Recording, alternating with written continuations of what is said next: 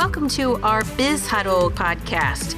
I'm your host, Mitch Cuthbert, Creative Director at Baker Creative. If you haven't already subscribed to the channel, please hit subscribe so you can get notified when new content comes out. Please share this with anyone who could be inspired by it. Ann Fisher is the host and executive producer of All Sides with Ann Fisher, a public affairs talk show covering all sides of issues and events shaping life in Central Ohio. The show airs weekdays from 10 a.m. to noon on WOSU Radio 89.7 NPR News FM. Ann became a talk show host in 2009 after nearly 30 years as a reporter, editorial writer, editor, and columnist in the newspaper business, where she was with the Grand Rapids Press, the Blade in Toledo, and then the Columbus Dispatch. She is a graduate of Michigan State University with a bachelor's degree in journalism. It's so exciting to have you on our podcast. Thank you. Thanks for having me. Yes, I've been really excited about having you on it. I've been waiting. So I just want to kind of dive in. I want people to get to know who you are and how you got here in the journey, and then talk about even more details. So during your time at the newspaper, but in the newspaper business, what was your favorite beat and why? Wow. Well, so it spans about 30 years and a little over 30 years. And I think my most important beat, I did it for about 10 years, was cover the state government and politics. I was in the Columbus bureau for the Toledo Blade.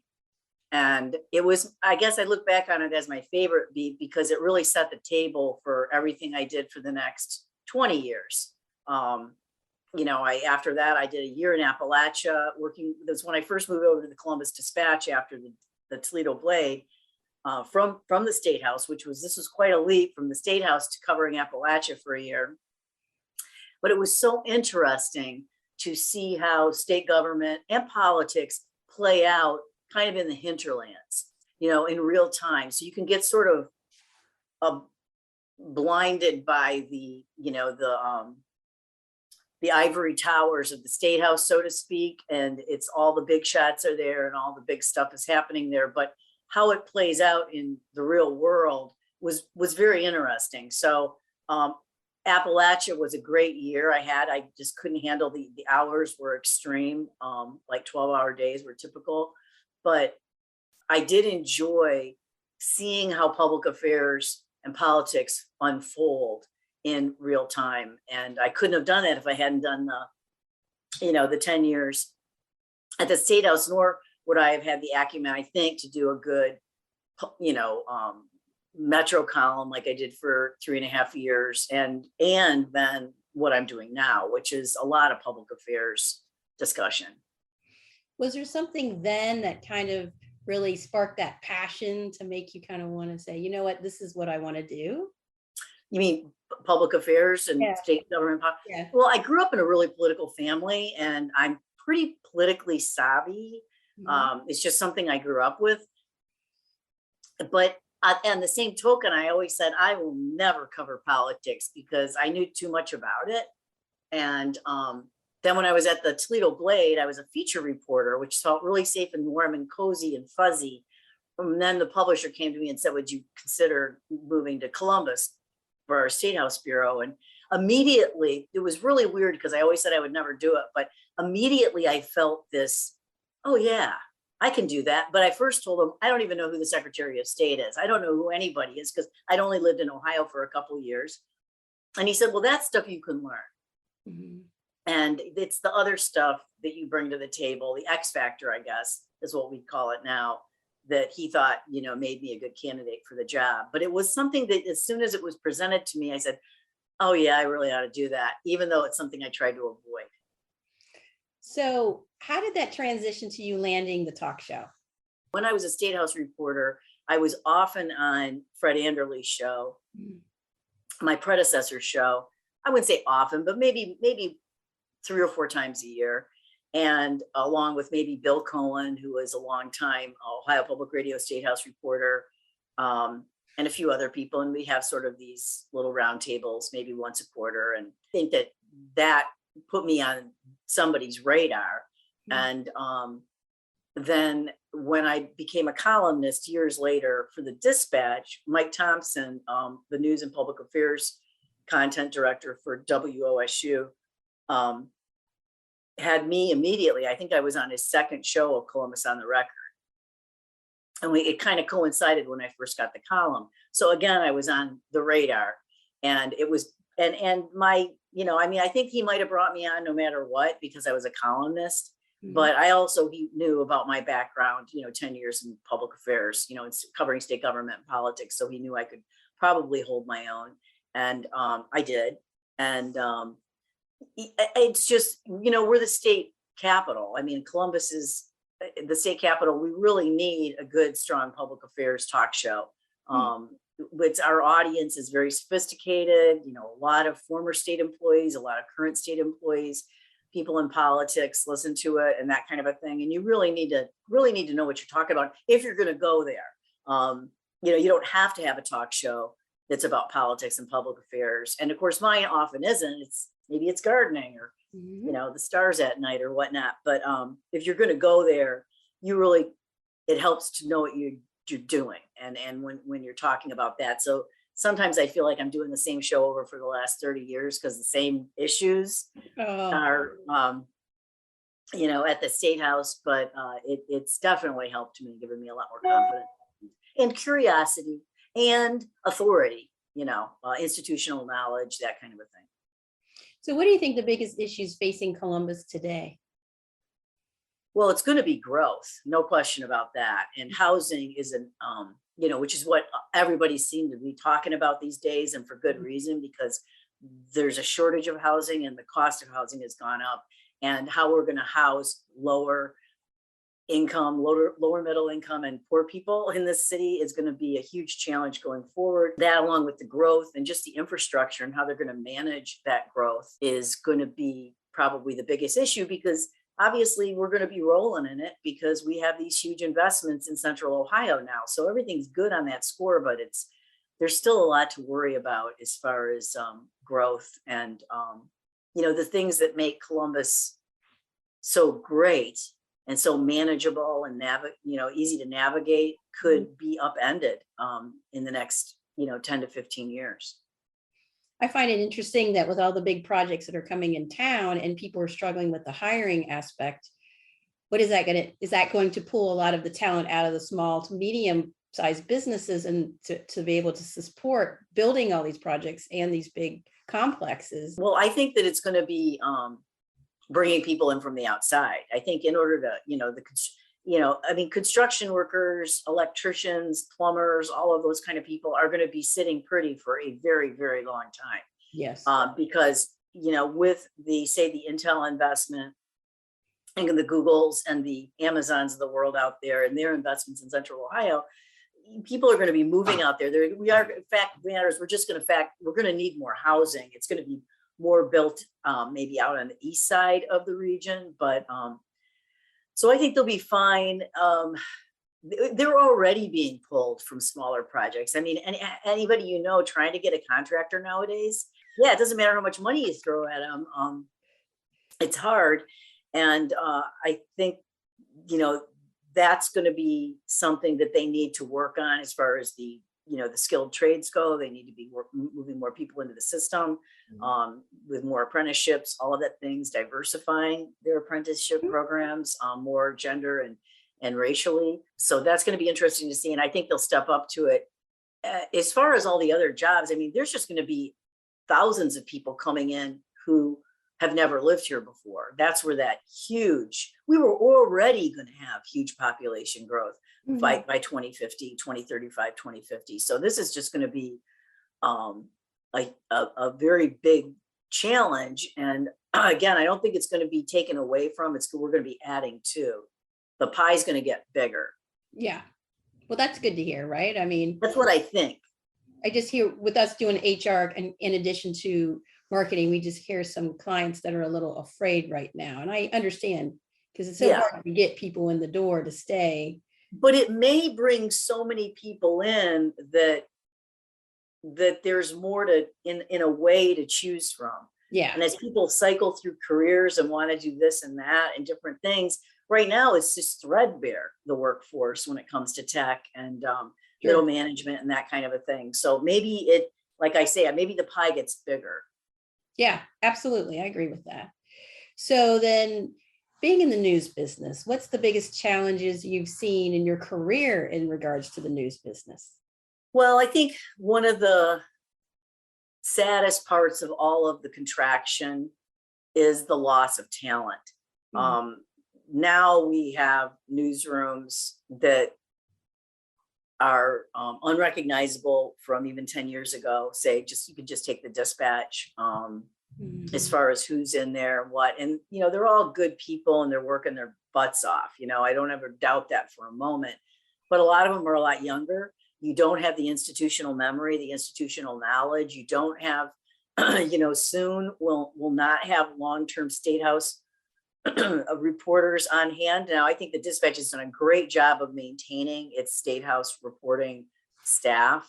That's part of this, the Gannett, Ohio team. But, it's just new people shuffling in all the time. And when I started at the State House back in 1989, I was walking on the shoulders of giants who were still there, right? I mean, I had people guiding my way, just by the fact that's just the way the State House press corps worked. It just was very collegial, except when it became competitive, right? Yeah, right. But so I'm not worried about, again, people not wanting to get into the business, but I'm worried about a lot of turnover right now, so that in 10 years, we're not going to have a lot of the wisdom of the ages anymore, that it's just been moved out prematurely. A lot of people have gotten out of the business prematurely. I'd say Holly Zachariah, great reporter. I hired her back when I was state editor at the Dispatch. She's leaving. This week is her last week at the Dispatch. She's going to the Attorney General's office. That's a huge loss. And she has another good 10 years in her. And, but it's the pressure and the stressors of the job. It's just not worth it, to people by a certain point. So then throughout the years, sometimes you have mentors as you go along. Who was your favorite mentor and what was the best advice they ever gave you? I think the best mentor I ever had was the first real editor I ever had at the Grand Rapids Press. And she was a features editor. And of course, now her name is escaping me, but her first name's Sue. It'll come to me. She really helped me understand my writing better and helped me just kind of get into the DNA of writing a little bit more, and was very good about working with me, because at that time I was just a contract worker. So I got a great start with her, and she really invested a lot of time in me and working with me on my writing, kind of getting me out of that really super awkward age of writing where, every word is precious and all that kind of stuff. Very patient, and really great about brainstorming I would say show ideas, but for story ideas and that kind of a thing. Right. Understood. So what do you think would most surprise people about you? People know by now that I have a lot of different interests, and I have a lot of, I'm just interested in a lot of things. A lot of people maybe before I took on this particular job might have thought that I was just pretty much public affairs and that's all I really cared about, which of course I do. But I also love gardening and I love birds, and I just have a lot of different, I like talking about a lot of different things. So I don't know if there's much that would surprise anybody about me anymore that they don't already know. I didn't get married till 35. I didn't have my kid till I was 38. I got very much started very late in all of that. I didn't really start my career at post college until I was I think I was 29 when I first got my first quote unquote real job at the Toledo Blade, which was is later. But when I graduated in 1982, there was a really bad recession going on for about 2 years. And that was probably one of the first big contractions of the journalism business, of the newspaper business. And I was, bound and determined that I was going to go into newspapers. But didn't have a clue about how to even navigate that. Not untypically in college, they don't really prepare you to apply for jobs or anything like that. And back then, which is a kind of a beef of mine, but back then, you didn't even internships weren't as normal as they are now. They were expensive. At Michigan State, where I went, you couldn't get paid in order to get credit for it. And I couldn't afford to take off the time and not get paid from the rest of my curriculum. So I was like, there was no way I was going to be able to do an internship. It was for the rich kids. So, that a lot of that stuff has changed now. And the schools of journalism applaud you if you can get a paid internship. Yeah. But things have changed. It's just, was it just a whole different time back then? Understood. So what are the most popular topics on your show? Well, that's an interesting question without a clear answer. I mean, it depends on who's listening. The Reporters Roundtable at 10 a.m. on Mondays is by far the most clearly, I guess, appointment listening. The most people, they make plans to listen at that time. It's where they kind of start their week out getting the news about these last several weeks and months redistricting and that whole issue. We have regular updates. I have State House reporters on. They're all great. We've been doing the Reporter Roundtable for, I want to say like maybe 9 years now, maybe longer. To tell you the truth, I haven't kept track. So I would say that's across the board popular, but people love, the cooking shows. They love the, the gardening show with Deb Kanapke, who's been coming on since my first year on the job. Julie Zickafoos, likewise, is a great natural historian and naturalist and artist and author.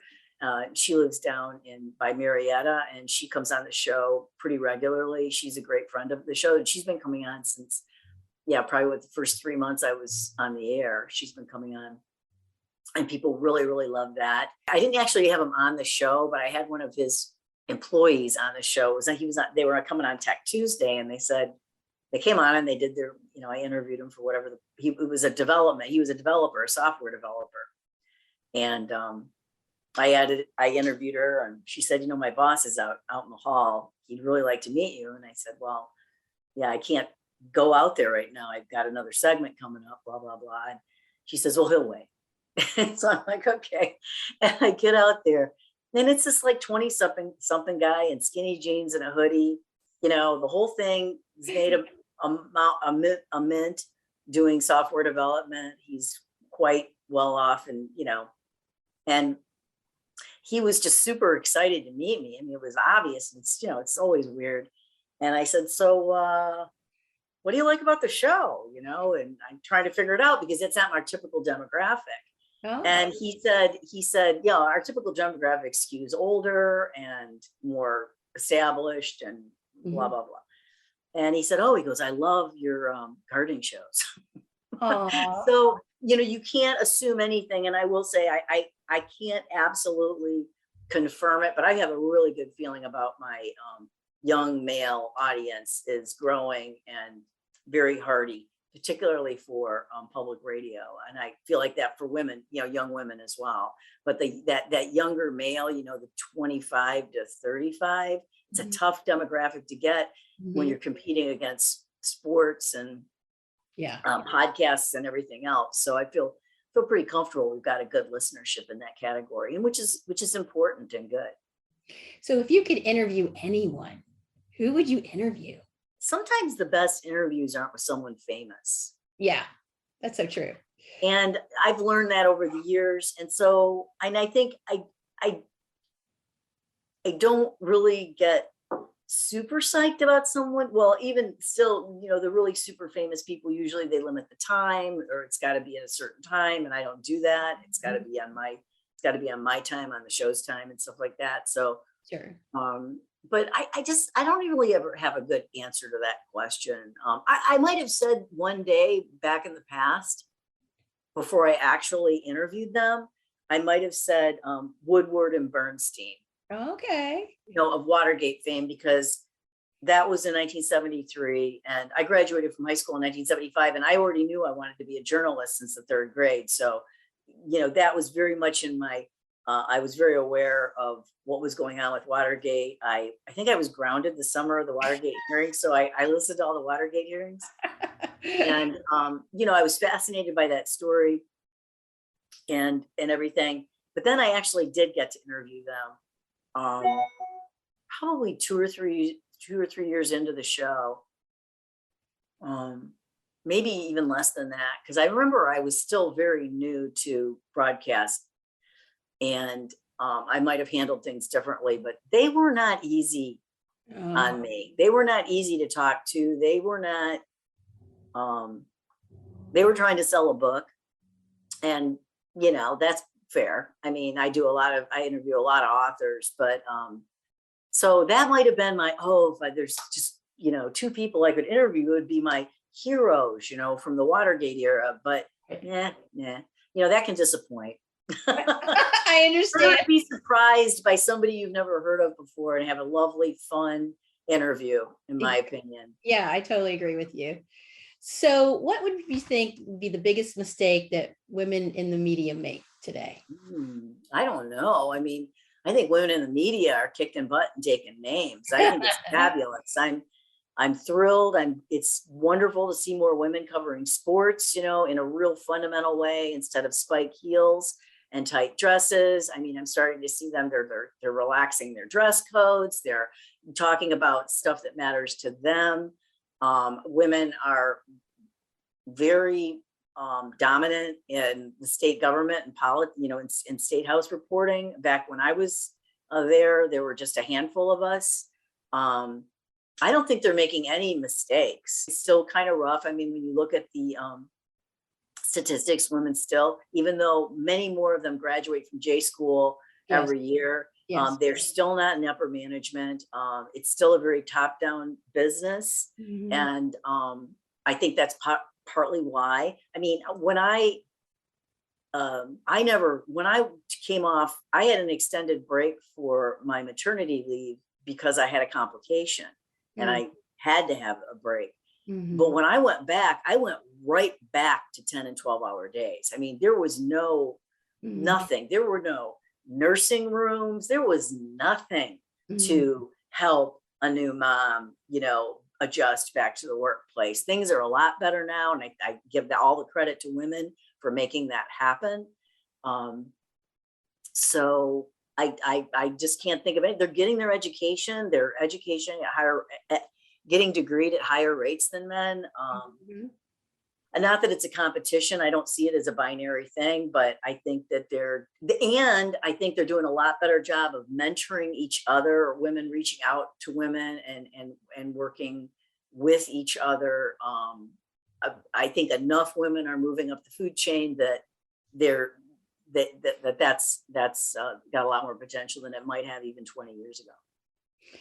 So how would you describe the overall state of the media and challenges being faced today? Well, the overall state, the way I always describe it, it's like we're on a rope bridge over a huge canyon, and the bridge is unraveling. And the trick is to get to the other side of the canyon before the bridge completely unravels, because the business model as we knew it and as I grew up with it is changing. Mm-hmm. and has changed massively. And the trick is to get journalism to the other side of that bridge before that business model falls apart, so that it's safe and sound. And a lot of what you see, I think some of the most exciting changes that are coming from that are nonprofit or not for profit investigative journalism groups. They're all over the place now. They need money and they need resources, but they exist. Mm-hmm. And that gives me a lot of hope for the future too. So there's new models popping up. Unfortunately, not enough to save I shouldn't say my generation, because my generation's a baby boomer and we're retiring, but that next generation, people 10, 15 years younger than me, we've just lost a lot of great talent in the meantime. They've fallen off the bridge on the way. Yeah, absolutely. And that's kind of unfortunate. You can see that in many of the newsrooms across America, and even the digital space as well, as far as media relations. It's just not the same amount of people, Right. Not even on social media as far as engaging them. It's really kind of concerning. Yeah. Yeah. So with journalism itself facing threats such as fake news, censorship, political and economic pressures, and the attacks on journalistic resources, how do you see the future of journalism itself? Well, I think there'll always be journalism. Because there's always going to be another generation of people that identify as journalists that now they say they want to tell stories. There's always been a different kind of a lexicon through the ages, but and I think that it will be more collaborative between organizations. I think the conglomerates, Gannett, for one, is trying to do what it can to sustain that important public affairs reporting, say at the State House and that sort of a thing, by taking its member newspapers and joining forces.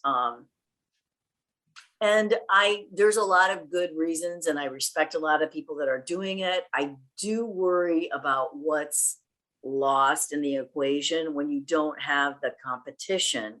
You're not competing with who's going to get the next big break, your next big scoop, or whatever you want to call it.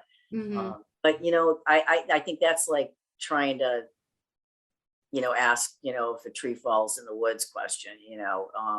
Do you hear it if nobody's there, right? So I don't know. The multi-platform is going to become very important.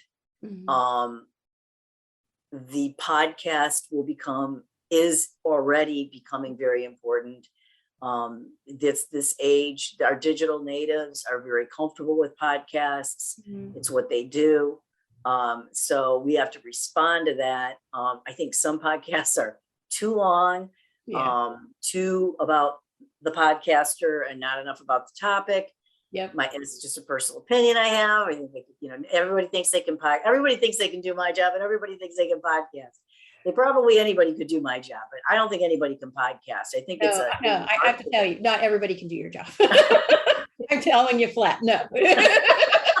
Well, you just got to stay humble, but not everybody can podcast, or at least everybody, it should be an art form. It's a skill. Yes. It's not just anybody who wants to, as somebody I know says, like to flap their lips. It's a skill. You want listeners. You got to be aware of that. And I think it's really interesting how podcast has evolved. Kind of, it seems like almost as an offshoot of like reality TV in a way. Like the whole real crime thing is, I think, kind of fascinating. I'm not personally particularly interested in it, but I'm fascinated by the growth of it. And, that people are interested in that. And it's drawn such, to the point where there was a next Netflix show, Only Murderers in the Building. That was fabulous, by the way. It made me a little more interested in the podcast. But so I think that's going to be a huge thing. We're going to have to change how we deliver the news. But my worry about all of that, because of how we deliver it. So here's the thing, we kind of take for granted. I don't know about you, but I grew up in a house with, a newspaper on the counter every morning, a newspaper on the counter in the evening, magazines, and we were all sort of reading the same thing. And we were seeing, and everyone in our neighborhood was reading the same thing. And we were watching those 2 or 3 network news programs at night, and we were all kind of seeing the same thing. Now, there's good and bad about that. The good is that it's not that we're never going to argue as a society, but at least we're all arguing with the same set of facts. That's not the case anymore. Even though there is no such thing as alternative facts,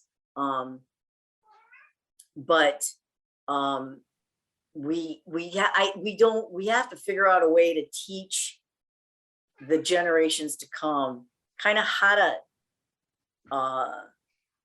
what's the word, figure out what matters, because we grow up knowing that on the top left of the newspaper, that's the, or the, banner headline across the top of the newspaper, that's the big story of the day. Mhm. Then there's the column on the right. That's the second biggest story of the day. Then there's the column on the bottom right. That's the third. And then on the far left was sort of that news of the weird kind of a story on the front page of the paper. Well, that's just been all blown up. And I have to, with my interns, I have to make sure that they're looking at the digital version of the paper so that they can even figure out what matters. Because the way they're getting their news, they may be reading Columbus Dispatch stories or New York Times or Wall Street Journal or whatever, but they're not reading it. They're reading it because someone sent it to them. They're on a feed. They've got, they have a particular interest in a particular something. So when something pops up, like an old-fashioned listserv, they pop up, they get pushes to particular kinds of articles. What is missing is that broad perspective, seeing that front page and seeing kind of the news of the day, and seeing how people who are experienced at vetting the news are laying it out. And that's important. And we, like I said, we take it for granted that that's how we grew up. But the digital natives, a lot of them, not only did they not grow up with a newspaper, probably, or many of them not, but they certainly don't have any access or any proclivity to figure that out now. They just read what their friends are reading or what's on Twitter or what they saw, not on Facebook, because they're too cool for that now. But so with so much fake news out there on social, since I'm at 40 or 65% of the people get their news from Facebook. I mean, how do regular folks that are not writers, that are not savvy in the media, how do they discern the difference? Well, it takes some work. And that's what I'm worried about. You have to be self-conscious about it. You have to be conscientious about it. You have to be aware that there is this weakness in our system now. There were weaknesses in the other system. There are new weaknesses in this system of delivering the news now. And you have to be cognizant of it. So, in my house growing up, we got a couple of newspapers. We got Time Magazine, we got Newsweek, we got all these different kinds of things. My parents didn't rely on just one source of information. They didn't listen to just, we listened to, my dad would go back and forth between, the news channels. I mean, they were very deliberate about that. And then I was lucky enough to be exposed to it. And so was my son. So we're kind of, in some cases, it's just a matter of kind of retraining people. In other cases, it's a situation where these are people who have never been exposed to good news judgment habits in the first place. True. So I don't know. I mean, in the fake news, what I just talked to a group last week about this. If they're not putting their name on the story, there's an issue. Yeah. Or it's an editorial, an unsigned editorial for a news outlet that's going to stand behind that editorial. If they're not sourcing things properly, if they're not giving you sources, if they're not telling you who said it, if they're not giving you citations, if they're don't have links built in, which is a very easy thing to do now, is build in links. Any good news outlet has links built in throughout a story, giving you access to previous stories written about this, giving access to organizations they're talking about, or whatever it might be. If that's not there, then that's a problem. And that should be a big red flag to people, because I've gone on some of the alternative news sites and they don't quote, they don't cite, they don't source, they don't give you links going back and build, substantiating their assertions and what they're saying. If they aren't doing that, that's a big red flag. I agree. And sometimes you're just like, I hope no one really believes some of this stuff, because it's so crazy. Some of it, but we know some people do believe it. We know they do. I know they do. It's a situation. It is. And sometimes we'll argue bar none about it. And I'm like, when we saw it on Facebook, and I'm like, so really? Could you be one better, please. Yeah. I know. Please it's hilarious. Yeah, I know. And I know things get scooped early on in Twitter, and there's all kinds of different mediums respond differently to different stories at different cadence. And I get that. It's just the social aspect of it is very fascinating. Yeah. I think, didn't get a lot of play, and I don't know how much they're doing it anymore, but for a while Twitter was, if you shared something that you saw on Twitter, they would say, they could tell, their algorithm could tell that you hadn't actually clicked on it and read it. Yeah. And a lot of times I would share things because I'd already read it, but then I'd see it on Twitter and I said, and I thought, oh yeah, I did read it. Yeah. But it did, I thought that was a small but good idea to just make people stop and think and to be a little more circumspect. Why don't you read this, or read half of it, or read the first 3 paragraphs of it before you share it? Not just the headline, not just because of who shared it, but read it for yourself. I have seen some news outlets that have adopted a lot of the yellow journalism, and just it's been kind of unfortunate that some of that has been almost pulled up higher on the page than it ever was before. And you click through and it's like crazy stories and crazy slideshows. And I'm like, I think it degrades the credibility of the news outlet personally. Well, I mean, but I remember back in the day when they thought putting the sticky note ads on the front page was like an abomination. So, I mean, it's been a slippery slope for a long time. Yeah. There's a lot of paid stuff in the newspaper that wasn't written locally. I know, I totally agree with you. Yeah. And sometimes you can't unsee some of the things you see on social. You're like, oh, please, why today when I was on it? Yeah. So when you're trying to determine your shows, how do you figure out what's the great stories to highlight? Well, we try to, tear our shows from the headlines. I mean, that's where I tell the interns, I think a lot of times, and we've all been guilty of it at one time or another as journalists, just, doing the Ride Along with Cop show, which, big deal, right? Mm-hmm. Unless there's a story on the front page that says a Ride Along with the Cop went awry when some gunman took out the officer and somebody was in the back seat riding along with the officer, then it's a show. Yeah. And then I would gladly do a show about the history of Ride Along with Cop, events and things like that. But to me, it's what's in the news is absolutely that drives everything we do. Some things have a little more shelf life than others, but we try to get to it ASAP while it's what people are talking about and it's what's in the news. Yeah, absolutely. I agree. And so this is my last question. So if you had to leave a legacy, what would that be? I would like to just leave a legacy of a continued strong journalistic bend to the talk show when I leave. I would like to see it sustained, improved, but that would take more human resources.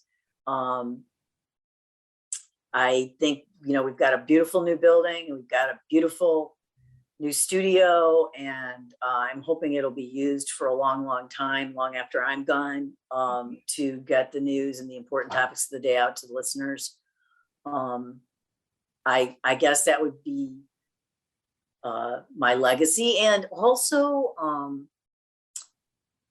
I hope that people that by doing so much public affairs out of the State House, that people are becoming more educated about the State House. Because back in the day when I covered state government and politics, editors were always telling us, oh, that's too in the weeds. And it's like, yeah, but the weeds are where the bad stuff is happening. Mm-hmm. So if we keep walking away from the weeds, we just don't get into it. And people need to know what's going on over there. And they need it in a kind of a granular way, that these are just people who happen to run for public office and happen to get elected. And not all of them are, people need to know what their elected officials are doing, or, that's a big problem for our democracy. And that therein lies the fourth estate, a la journalists, and covering them. Well, especially in a world where trust is eroded so badly across the news outlets and with brands, and businesses are starting to come back a little bit, but there is, and you can't blame people. I mean, with the fake news, and you can't discern, and you don't know what's real, and the propaganda, and it just becomes overwhelming. So, Well, thank you so much for your time. It's been so exciting to have you as part of our. Oh, thank you. I appreciate it, Michelle. Yes, I respect so much the stuff that you do and what you tell and inform people about it's a big need. Thank you. Thanks a lot for having me. I really appreciate it.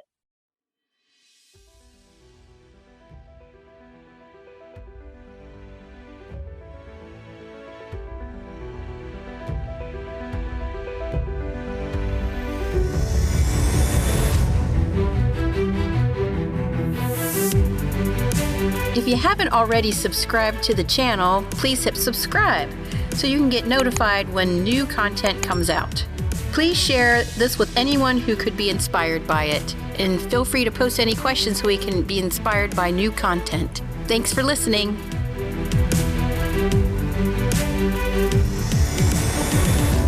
If you're interested in learning more, visit our website at bakercreative.co.